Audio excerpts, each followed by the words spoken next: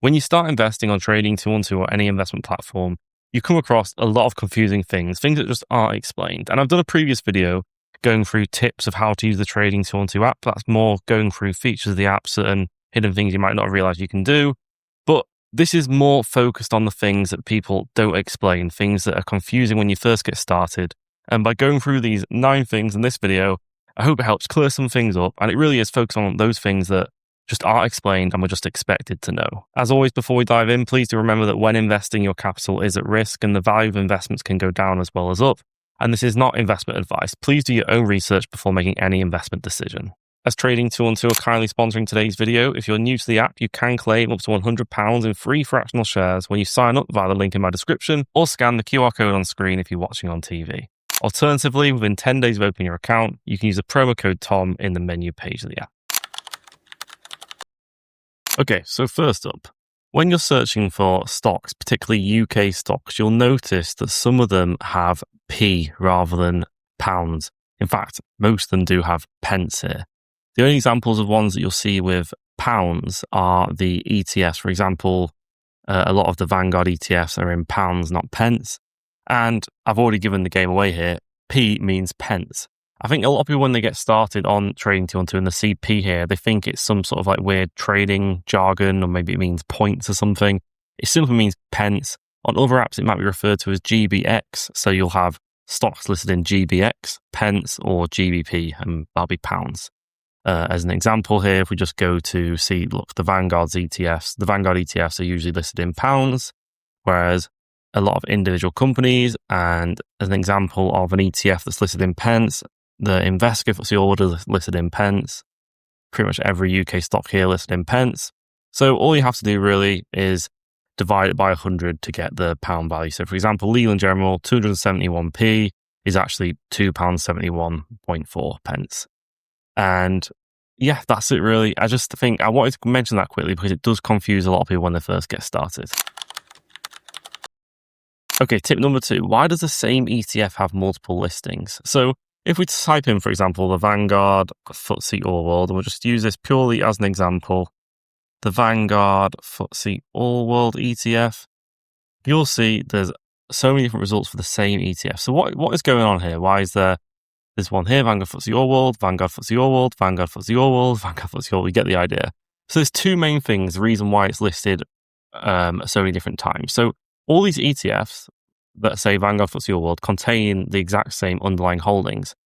But what differentiates them is, first of all, some will be AC and some will be DIST. AC means accumulating. This means the dividends that the ETF receives from the underlying stocks are automatically reinvested within the fund. You never see any of those dividends. They're reinvested back into the fund. This pushes up the share price. DIST, distributing, means this ETF will pay out dividends to you into your account. This is usually quarterly, but it can be different. So every 3 months or so, you'll receive dividends from that ETF into your account. That's the only difference between DIST and AC. Other than that, they do the exact same thing. And then the other difference here is you'll see they're listed in different currencies. So on the London Stock Exchange here, listed in pounds. On the Extra in Germany, listed in euros. There's another one listed in London Stock Exchange here in dollars. There's one in Amsterdam in euros there. And then in Switzerland, there's one in Swiss francs. So it's the exact same ETF, it's just listed in different currencies, basically just to make it more accessible to investors that hold that particular currency on different venues. And in general, you probably want to stick to the listing that is in your currency, the currency that you hold, because that means you won't have to pay any foreign exchange fees on your platform. For example, on Trading 212, there's 0.15% FX fees. If I, for example, invested in a euro or dollar version of an ETF, I would have to pay FX fees when I buy and sell my shares. But if I buy the pound or pence listed version, there won't be any FX fees to pay. Okay, this next point. Does share price matter when it comes to ETFs? You'll see, for example, the Invesco FTSE All-World here is 696 pence, that's £6.96. The Vanguard FTSE All-World, on the other hand, is £141 per share. And I get some questions about, should I buy the Invesco one because I can buy more shares? And to be honest, share price really doesn't matter, because share price is just that what that one share of that ETF is worth. And it depends on how many pieces and how large that ETF is. Say, for example, you have 2 ETFs and they both have, let's make it super simple, These are the world's smallest ETFs. There's two ETFs. They both have a total assets under management of £100 each. One of them has a £5 share price. The other one has a £20 share price. Now, the total value of each ETF is the same. They've just split it into a different number of shares. So it really doesn't matter when it comes to the share price. And there's no need to think too much about that and make a decision based off a share price. It really, really does not matter. And I see this apply to individual stocks as well. They think if a share price is low, then it must be cheap. A share price has nothing to do with the valuation because you don't know how many pieces that company is split into. And yeah, just don't confuse a share price with valuation and getting a bargain. It really doesn't work like that. Okay, this next point, sticking to ETFs, there's nothing that isn't really explained very well, and it's difficult to get your head around when you first get started, is where exactly do the dividends go when you go for an accumulating ETF? Do you get a notification that they've been received? And I've already hinted at this earlier, but it's just they're reinvested back into the ETF. You don't get a notification that there's dividends because you're not receiving any dividends. At the fund level, the entity that owns all the underlying stocks, they receive the dividends from the underlying stocks, and they're just used, that cash that they receive at the fund level is used to buy more stocks. It's reinvested back into the fund.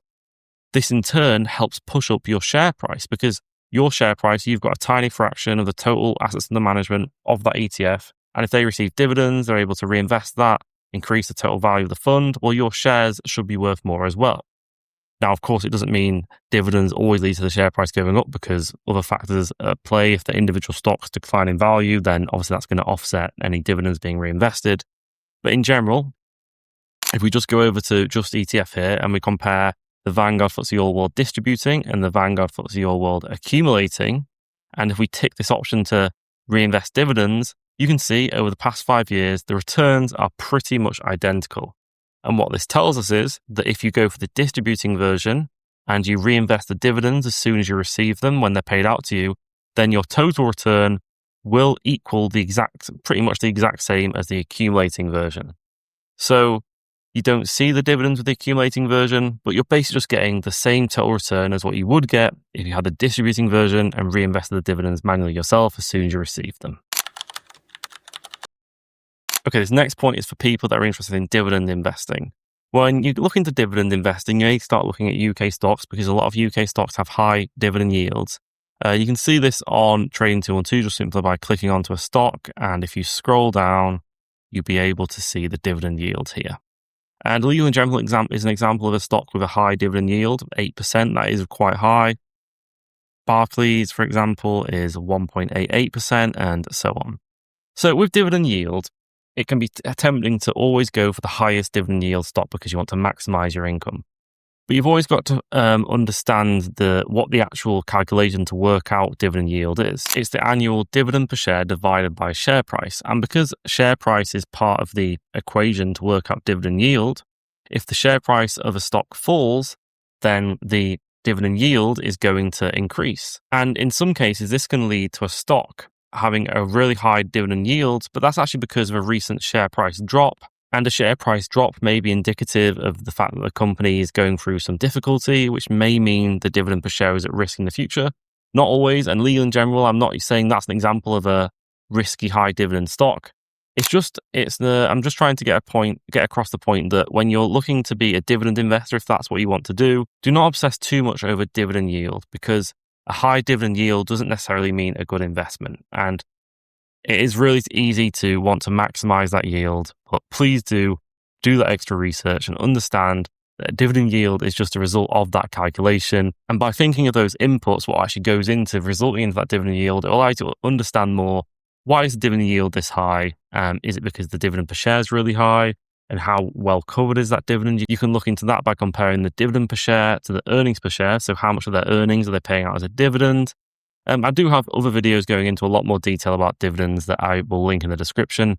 But this tip is really just focusing on that dividend yield point. Just use it as one thing to look at. It's definitely not the be all and end all if you do want to be a dividend investor.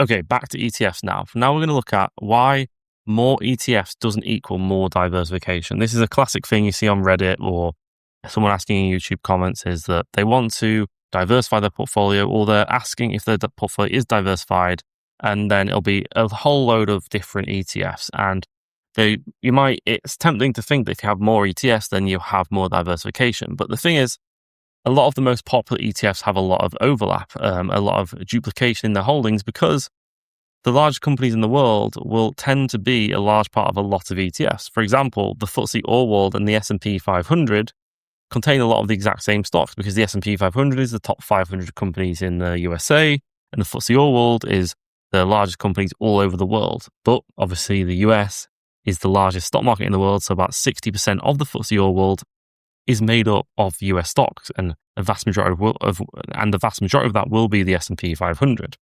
So if we click onto the Vanguard FTSE All-World here and scroll down to the holdings, you can see the top holdings: Nvidia, Apple, Microsoft, Amazon, Alphabet. Then if we go back, go to S&P 500, scroll down, Nvidia, Apple, Microsoft, Amazon, Alphabet. So it's the exact same. So if you had the FTSE All-World, if you had the S&P 500 and you're thinking, I want to get some diversification by adding the FTSE All-World to my portfolio, well, you may not be getting as much diversification as you thought. The same goes for, say, if you want to add a NASDAQ 100 ETF. NASDAQ 100 ETF, it doesn't show me the holdings here, but that will be the exact same problem. NASDAQ 100 will be dominated by Microsoft, Apple, Nvidia. Now, if this is intentional and you're wanting to stack these ETFs on top of each other to work out an overall portfolio allocation that works for you, then fair enough. There's nothing wrong with duplication as long as it's intentional and you think about the overall portfolio allocation. Okay, next tip. So when you go on Google Finance or whatever third-party tracker you use, you may see that the index is not matching the return of your ETF. So what's going on here? Is it the fees? Is your ETF provider doing a rubbish job of tracking the index? Well, in most cases, it's probably an impact of currency. So say, for example, you have an ETF that is listed in Great British Pounds, you're buying it in British Pounds or pence on your platform, but the underlying holdings are made up of loads of different currencies in the case of a global ETF, vast majority in US dollars, but there'll also be euros, Swiss francs, Japanese yen. In the case of the S&P 500, it'll all be US dollars. And what you have to take into account is that when you're buying your shares of ETF in pounds, your performance is not only determined by the performance of those underlying stocks, but also the exchange rate from those other currencies, the currencies that the underlying stocks are listed in, to GBP.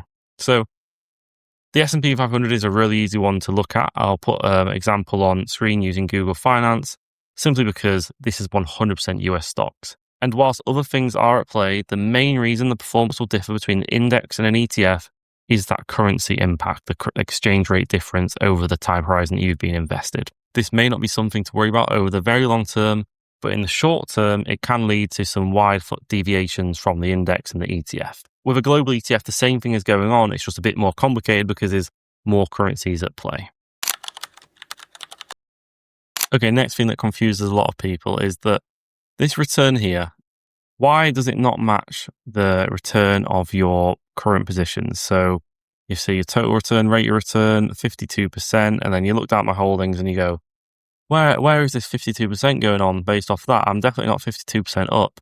Well, this is a money-weighted rate of return. So if you click onto it, Trading 212 explains that it's adjusted for the size and timing of individual investments or withdrawals. So older and larger investments have a greater impact on your rate of return than recent or smaller ones. Also importantly, this is a total return figure, whereas this is just your current holdings, profit or loss, the gain or loss you have on your open positions. It doesn't include your profit or loss from positions you've sold, and it also doesn't include things like dividends or interest. So that is why this will pretty much never equal this. In some cases it might, but pretty much will never equal that when you're in it for the long term. And this rate of return is adjusted. So you might see some people with screenshots of insanely high rates of return, and you think, how's that happened? And it'll probably be because the size and timings of their individual investments or withdrawals, not because they actually are. When you use your simple return calculation, there might not be hundreds of percent up, but when it's adjusted, when it's money weighted, then the rate of return may be higher.